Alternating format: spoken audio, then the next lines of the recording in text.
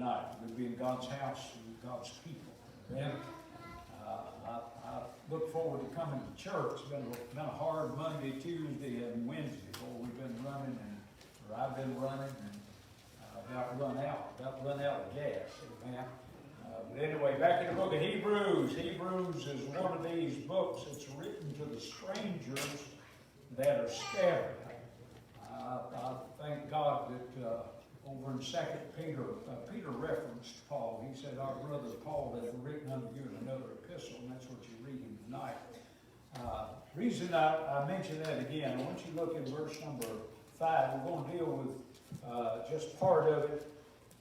Let your conversation be without covetousness, and be content with such things as you have. Now, I want to deal tonight with covetousness and contentment. I want to take you back historically just for a few minutes. Let me make sure it's turned up. We had a little volume issue with it, so I'll make sure it's turned up good. But anyway, these people are strangers scattered. You need to understand that they have virtually nothing. They're dispersed Jews. Back in the days of Saul of Tarsus, the Apostle Paul, that's why he never signed this with his actual name, but he did sign it. And we'll look at that in verse number 25 of chapter 13. He signed the book. But he scattered the church. And when they left with just what they could carry in their hands. A lot of times when we move from state to state, we've already got a job set up. We go get a house picked out and everything. A lot of people change states because of work, other things like that. These people just packed up and left. They didn't really know where they were going. They just knew they were leaving Jerusalem. They were leaving Israel. The persecution was so hot back in those days. The Apostle Paul was mad against the church. Boy, he destroyed the church. I mean, he stomped that church in the ground. Matter of fact, even though he understood that he did it in ignorance, I believe that he carried that burden of that for the rest of his life. And you do things, you get forgiveness, thank God they're gone, but sometimes you bear the scars. I was reading over in the book of Job this morning, and basically what Job said was that a man will carry the scars of the sins of his youth to the grave. And I believe that he did that, but he's writing to them, he's writing to very poor people. Now, they moved up to Asia, they had no jobs, they had no house, they had no family members up there. They just kind of came into town with whatever they could carry on, donkeys or however they traveled up there, and nothing at all. So we're talking about a very poor people when we write this. So he's dealing with them now. I'm going to make an application to you and I tonight because we're on the other end of the spectrum. Where they had nothing to buy with. They had nothing to buy if they had anything to buy with. You understand? Most of you, if you're over 60 years of age, you remember back when we were kids, we didn't have Walmart, we didn't have Kmart, we didn't have Big Lots, we didn't have all these different things. Every little part of town just had a little mom and pop store in that everybody went to. Y'all remember those days? I guess in the little town of Arlington, 2,500 people, they probably had somewhere between 10 and 20 mom and pop stores altogether. We did our shopping most of the time at Carol's Grocery. Carol's Grocery was no larger than the house next door. And we did our shopping there. So we didn't have a lot of money. We didn't have a lot of things to buy. If we had a lot of money to buy with, we were, I guess you would call, lower middle class. I'm not going to classify our family as dirt poor. We weren't. But at the same time, we didn't have a whole lot that we could covet.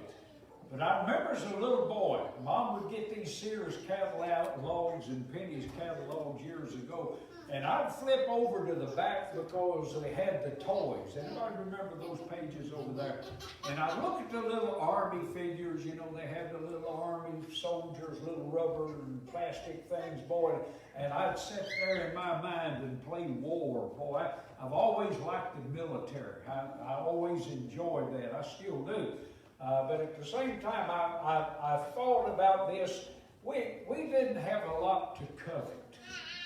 But the day in which we live, now things are different today. Most families got two-person income in them. They've got money in the house. They've got a little money in the bank. You may not be rich.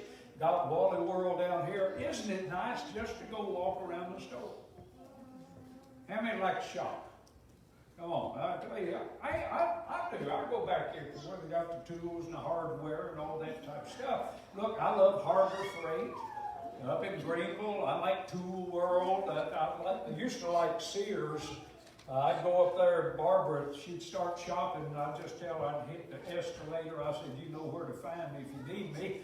I've always wanted to put up a big metal building on a concrete slab and buy every tool they had in Sears and put it in there. You know, get me a lift for my car and all this type of stuff.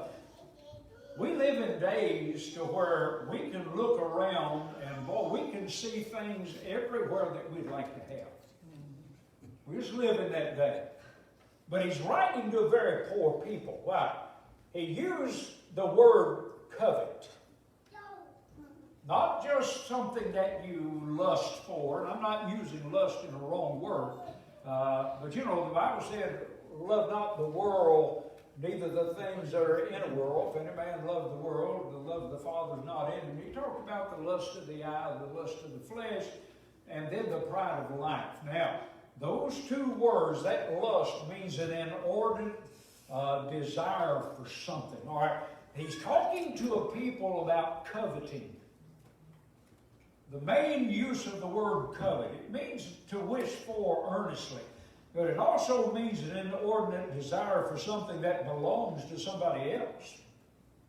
It means to thirst for, to hunger for, to die for, a strong desire. So he deals with them in the realm of covetousness and then with contentment. Now I want to break this down just for a minute. The first word is the word let in verse number 5. Now, I know there's several different ways that you can use the word let. But the way I normally use it in the Bible, because this is the principle that the author, the Spirit of God, set up. Let means that you have to allow something to happen that would not normally happen. Now, he uses a negative. He said, let your conversation be without covetousness. In other words, there's a natural inclination in us to see what others have or to see things that we can buy or whatever. Our flesh desires these things. So what we have to do is we have to control these things. That's what he's talking about. Let not that let your conversation be without covetousness. Now, I want to look at the word conversation for a second. Conversation also can be used in two words. You and I can sit down together and have a conversation. A conversation is not a monologue. Some people don't know how to have a conversation. You can't get a word in edgewise. That's not a conversation, that's a monologue. That's one person talking, the other person listening. I get tickled at Barbara sometimes, and she'll be on the telephone, and I've seen her just lay the telephone down, and she's playing solitaire on the computer. And I mean, the one on the other side, it's not that she's not listening, but there's no sense holding the phone up to your ear because you can hear them from a distance.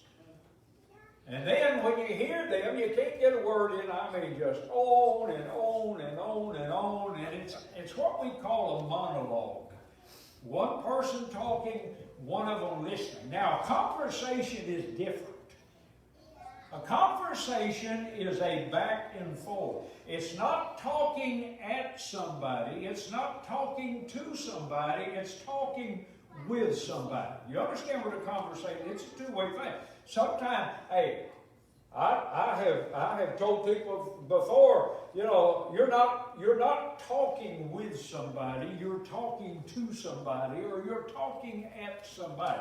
A conversation is back and forth. So he uses a word here that is a back and forth. It's a receiving type thing. All right. Now you can have conversation with your lip, but you can also have a conversation in your life.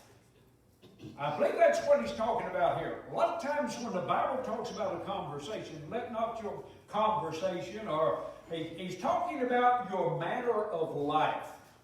But our manner of life is read by other people. So that conversation is that our life is speaking, and that individual is hearing and understanding what we're up to. All right, that's what he's talking about here. Now he said, let your conversation be without covetousness. In other words, in your lifestyle, you don't want to come on to people as somebody that always has to have more, has to have what everybody's got. What they used to say years ago, keeping up with the Joneses. We don't have any Joneses in here, all right? I'm not against Joneses, but boy, they got a bad rap on that thing. Yeah, there's a Jones back there. I should have known it, man. Keep it up with the Joneses, all right? Keep it up with the Joneses. We make fun of names, all right? Smiths. There's a Smith everywhere. Had a preacher one time that said he had so many Smiths in his church, he just had to get away from them, so he just went as far west as he could get, found him a town. He didn't even know what was in that town, and he drove through town. He's looking for a good place to eat. All of a sudden, the street dead ends, and there's a big factory, and it said Smith's Manufacturing. He said, Lord, he said, this is where they make them. Keeping up with the Joneses. I want to deal with that just for a few minutes tonight. The importance of the word let. It carries that meaning. We live in what's called a Laodicean society. I hope you understand that. I believe we are at the end of the church age. I believe Jesus could come at any time. Matter of fact, the more I see in our nation and everything else, I see the setting up of a one-world system. We've been dealing with that in Revelation. And system one is a dictatorship, but two, it's also a system of socialism. By the way, if you're going to get some toilet paper, you better get it. They're emptying the shelves again. Why? Because they're talking about shutdown. They're talking about all this stuff all over again. And people are starting to hoard up. You know, some people got so much toilet paper in the garage they can't get the car in. They're packing it out like pack rats, all right? They're scared to death they can't get in. Socialism is the end time thing, all right? We see it setting up. Don't want to get into that tonight. But the system of government of Antichrist will be socialistic. In other words, it's all for up top. Every individual gives up what they have for the benefit of the whole. And that's what socialism is. Now, we live in that day today. We live in a day to where people are not contented with what they've got. I thought about three things. You know, most people want something without working for it. A lot of people want everything you've got, but they don't want to get a job. They simply want to get it some other way. They covet what you've got. They're not willing to go out and work for what you've got. They just simply covet what you have. They want what you've got. And then you've got those that everybody wants everything now without being able to afford it at this particular time. I warn our young people, do not run up debt to the point that you can't live. You need to understand, your mom and dad have things that came over a lifetime. Took them 50 years, took them 60 years to get the things that they've got. And if you're not careful, then you will go and buy and overextend yourself. Credit is a killer. Did you know it takes you as long to get out of debt as it takes you to get in with a credit card? It takes you 5 years on a credit card to max it out. It'll take you 5 years of paying a minimum or so to get back out of it again.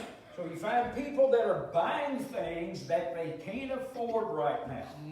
I tell young people, live within your budgets. Live within your budgets. Hey, be able to go get a hamburger off of the dollar menu. Don't cut yourself to the point to where you've got to just buy and buy. Christmas is coming. You've got people, boy, they just spend so much money on Christmas. I mean, they just, hey, and by the way, our kids, if you buy them too many toys, they don't play with anything. They'll play in the boxes that the toys came in, and they'll put the toys aside, and they'll play in the boxes. So you've got those that want everything without working, then you've got those that want everything that they can't afford, and then too many are placing their trust in it. I think we've got today what we call misplaced values. Placing things above our relationships. What's the most important thing you've got tonight? One, your relationship with God. Amen. That ought to take preeminence in your life. Your relationship with Jesus Christ. If you're saved tonight, He's your Lord, He's your Savior, He's the lover of your soul. We're going to deal with Him the last. He said, I'll never leave thee nor forsake thee. Relationships. Then you've got relationships within the home. Nothing needs to be more important than those two relationships tonight. But we find that people have misplaced values. They value things instead of the things of God. They put their trust in temporal things instead of eternal things. I want to deal with several things tonight, and I want to put these things in proper perspective. One, I want to say this. There's nothing wrong with hard work and financial reward that goes with it. You know, over in the Old Testament, God said the greatest thing you can do is eat, drink, and be merry. He said that's the reward of your labor. So I want to say tonight, there's nothing wrong with having things. I want you to understand that. I'm glad people have things. I'm glad you're able to afford some things. Just make sure you can afford them and they don't take priority in your life. But at the same time, there's nothing wrong with having things. Over in 2 Thessalonians, the Bible said, for even when we were with you, this we commanded you, that if any would not work, neither should he eat. Now, that's a biblical principle. If you don't work, starve. That's right. I'm against welfare. Don't like welfare in any shape, form, or fashion. I believe that people ought to work and get them a job. I often say my dad gave us a work ethic. He told us as children that, listen, nobody owes us anything. You understand that? You just go out, you get a job, you work, you earn what you've got. So if they don't work, they don't eat. But in verse number 12, he said this, now them that are such we command and exhort our Lord Jesus Christ, that with quietness they work and eat their own bread. The reward of their work, what is it? They eat. They eat their own bread. There's nothing wrong with you eating your own bread. And then there's nothing wrong tonight with enjoying the fruit of your labor. I said a while ago over in Ecclesiastes, but now I'm just going to give you the verse. Chapter number 8, then I commended mirth, because a man hath no better thing under the sun than to eat and drink and be merry. For that shall abide with him for his labor the days of his life, which God hath given him under the sun. But we need to understand tonight that these things are temporal in nature. I think I said this last weekend. Everything you see is going to burn. Nothing here is going to last. Everything you've got will eventually, it will break down. These are not eternal things. I thank God, we try to fix them, we try to keep them going and keep these things going. But we find that it's a dangerous thing. I want you to look over in Matthew chapter 6. We're going to turn a couple of times. These are very familiar verses, but you know, sometimes we know a lot of verses, but we don't try to live within the realm of these verses. Matthew chapter 6. We'll look at verse 19. We're going to read several verses. Lay not up for yourselves treasures upon earth, where moth and rust doth corrupt, and where thieves break through and steal. But lay up for yourselves treasures in heaven, where neither moth nor rust doth corrupt, and where thieves do not break through nor steal. Look at verse 21. For where your treasure is. Now, what's your treasure? Your treasure is what you value. Somebody down here had a thing, one of these consignment shops, whatever. one man's junk's another man's treasure? You ever like to go through somebody else's junk? Hey, I do. When Barbara and I went to the Outer Banks, we were on Ocracoke Island, and they had an old place in there with all kinds of antiques, dusty, you piled through and in and out. I don't think we bought anything. I just loved looking at somebody else's junk and going through their junk. Now, where your treasure is, what is it? That's where you place your value. We have to keep our values right. That's what he's talking about. Where your treasure is, there will your heart be also. So we find the dangers of worldly gain. When it becomes our treasure, there's nothing wrong with having money in the bank. I think you're wise to put up money for hard times. I think you're wise to do that. We're trying to put up some money here at the church because we know one day shortly we're going to do something with the parking lot. Now, we're going to have to spend some money here shortly, but at the same time, we're trying to get a head start on the parking lot because I'd rather have that money in the bank when it's time to get it than it is to have to go out and borrow it and pay interest to somebody else. One thing I don't want this church to ever do again is to go into debt. I want us to live with what we got. If we've got to drive on gravel out here, we'll drive on gravel out here. But at the same time, to stay out of debt. But we find the danger of that worldly gain. But look at verse 31 and 32. Now here's what the Lord said for them to do. He said, therefore take no thought, saying, what shall we eat? Or what shall we drink? Or wherewithal shall we be clothed? For after all these things do the Gentiles seek. Now, they have to take care of themselves. But look at the last part of that verse. For your heavenly Father knoweth that you have need of all these things. So we find that God knows what we need tonight. Listen, learn to live with what God gives you. Learn to live within that. Put a little bit of money up. Enjoy your life. Hey, you know what? It's a whole lot cheaper to eat at home. It's a whole lot cheap. Get you a little fire pit and sit out on the back porch or outside and cook a hot dog. Boy, doesn't a hot dog taste better over an open fire? Amen.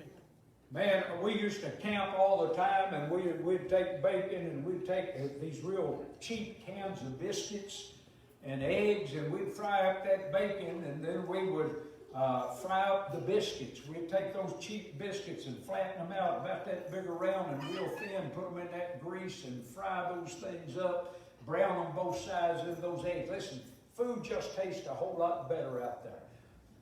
Learning to live and enjoy your life. Listen, life is not found in your possessions. When I preached my mother's funeral years ago, I took a text out of the book of Luke where it said that a man's life does not consist in those things that he has. I'm paraphrasing what it was. My mother didn't have a whole lot, but my mother had a good full life.